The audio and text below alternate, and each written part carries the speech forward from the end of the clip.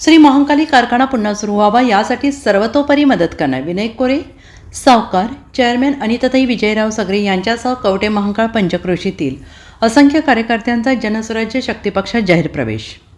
श्री महाकाली कारखाना चेअरमॅन अनिताताई विजयराव सगरे, कवठे महाकाळ युवा नेते शंतनू सगरे, श्री महाकाली कारखाना वाईस चेअरमॅन दीपकराव अगोलेकर, कारखान्याचे संचालक जीवनराव भोसले, समाज कल्याण जिल्हा परिषद सांगली, माजी सभापती चंद्रकांत लोंढे, नानासाहेब सगरे, तोडणी वाहतूक संस्था चेअरमॅन बंडू काशीनाथ कदम, बाळासाहेब ओलेकर, सूर्यकांत पाटील, मोहन खोत, प्रशांत शेजाव, रमेश खोत यांच्यासह कवठे महाकाळ पंचक्रोशीतील कार्यकर्त्यांनी जनस्वराज्य शक्ती पक्षात जाहीर प्रवेश केला आहे.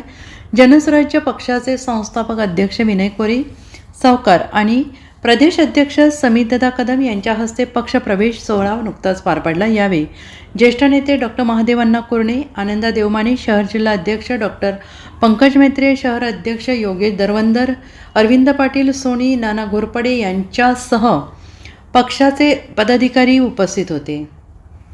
आता दोन भाऊ चेअरमॅन अनिता सगरे यांच्या पाठीशी असल्याचे यापुढे कोणताही आरोप त्यांच्यावर सहन केला जाणार नाही.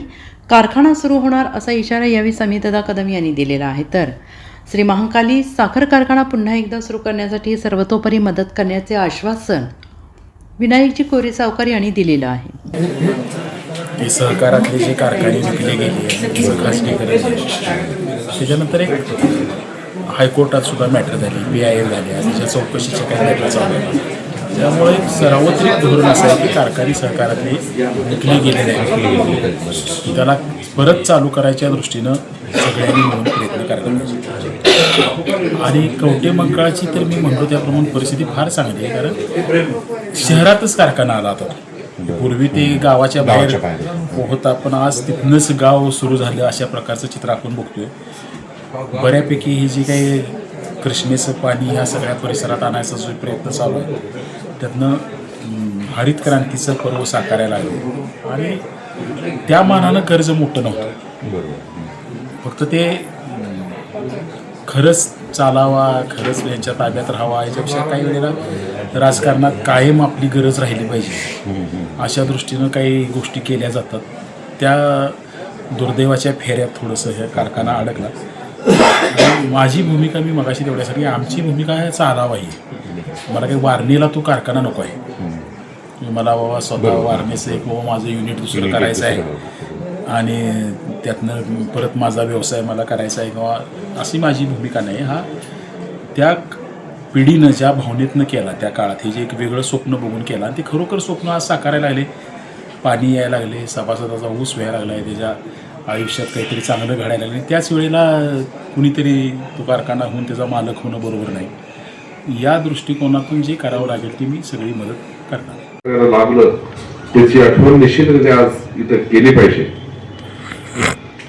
सावकार साहेब, मी ज्यावेळेला आमची शेती बघायचो करोटीला, तर त्यावेळेला द्राक्षाच्या टेम्पोमधून मी जाताना कारखान्याच्या पूर्ण जायचो आणि त्यावेळेला हा सीझन असायचा की ज्यावेळेला कारखाना चालू असायचा आणि आमचा द्राक्षाचा बेतऱ्या सीझन, तर त्याला अनेक वेळा खूप वेळ लागायचा तिथनं जाताना.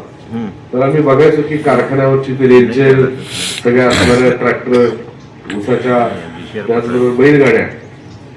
मी आज सावकार साहेब आपल्याला एवढीच विनंती करतो, आपण महायुतीचे घटक पक्ष आहोत, NDAचे घटक पक्ष आहोत. आपला असणारा जो दिल्लीतलं जे आपलं वजन आहे, माननीय अमित भाई शाह यांच्या असणारे तुमच्या स्नेहाचे संबंध आहेत, मोदीजींची असणारी जवळकी, याच्या माध्यमातून कारखाना मल्टी स्टेट असल्यामुळे तुम्हाला दिल्लीतलं त्याला जे लागतं ते करणं अपेक्षित आहे सगळ्यांना. त्याचबरोबर राज्याच्या मुख्यमंत्र्यांचं असणारा आपल्यावरचं विश्वास आणि प्रेम, आणि त्या ठिकाणी मी आज सावकार साहेबांना विनंती करतो की पुढच्या सीझनला परत आम्हाला ती रेंजर ह्या कारखान्याच्या परिसरात बघायला मिळाली पाहिजे. असा तुमच्या आमच्या सगळ्यांची जबाबदारी आहे. मधल्या 5-6 वर्षाच्या काळामध्ये आम्ही सातत्यानं बघायचो आणि दवेली साहेब लढत द्यायच्या, वेगवेगळी अतिक्रमण झाली.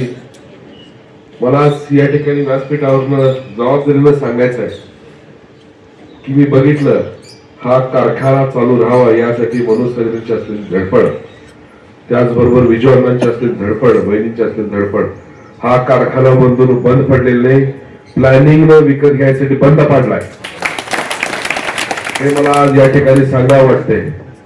मागं काय झालं याच्याशी आम्हाला घेणं देणं नाही. आज या कारखान्याच्या बाबतीत, सभासदांच्या बाबतीत, संचालक मंडळाच्या बाबतीत, कर्मचारी बंधूंच्या बाबतीत जर कोणी चुकीचं वक्तव्य केलं, आधीपर्यंत यांनी सहन केलं, ठीक आहे. आता हे दोन भाऊ वहिनींच्या माग आहेत, परत कोण धाडस करायचं नाही वहिनींच्या बाबतीत बोलायचं. हा कारखाना चालू करायचा, कारखाना चालू होईल, बाकीच्या गोष्टी होतील. तालुक्याच्या विकासाच्या दृष्टिकोनातून जे काय होणं आवश्यक आहे ते नक्की आम्ही करणार आहे. हा तालुका आमचा आहे आणि ह्या तालुक्यामध्ये असणारे सर्वच या सभासद कारखान्याचे, कर्मचारी बंधूंचे ज्यांच्या अडचणी इतक्या वर्षापासून आहेत त्याच्यावरही आम्ही सगळ्यांनी विचार केलाय. वहिनी साहेबांची पहिली अट होती, माझ्या सर्वच कर्मचारी बंधूंना आणि सगळ्यांना त्यांच्या ज्या असणाऱ्या आतापर्यंतच्या अडचणीमध्ये कारखान्याच्या मला साथ दिली त्यांच्या सगळ्यांचं पुनर्वसन करणं आवश्यक आहे. त्याचा नक्कीच विचार आम्ही हा सगळ्या कारखाना चालू झाल्यावरती नक्की करणार. Bureau report SBN Marathi.